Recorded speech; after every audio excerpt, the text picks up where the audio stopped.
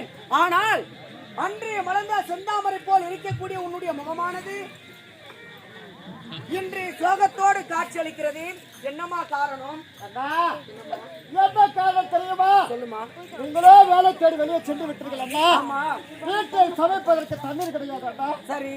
அதோ தெரிய குளக்கரைக்கு சென்று நான் தண்ணீர் கொண்டு வரும் வழியில் நம் நாட்டு மக்கள் அனைவரும் என்னை பார்த்து கேவலமாக பேசுகிறார்கள்.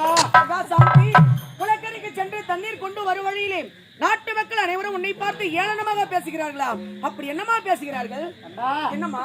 இவ்வளோ சின்ன சிறிய பெண்ணாக இருக்கின்றாளே, ஆமா, சின்ன சிறிய வயதாக கழுத்திலே தாலியை சுமந்து கொண்டு தொட்டு தாலி கட்டிய கணவரை பிரிந்து வாழா வெட்டியாக இருக்கிறது பார்த்து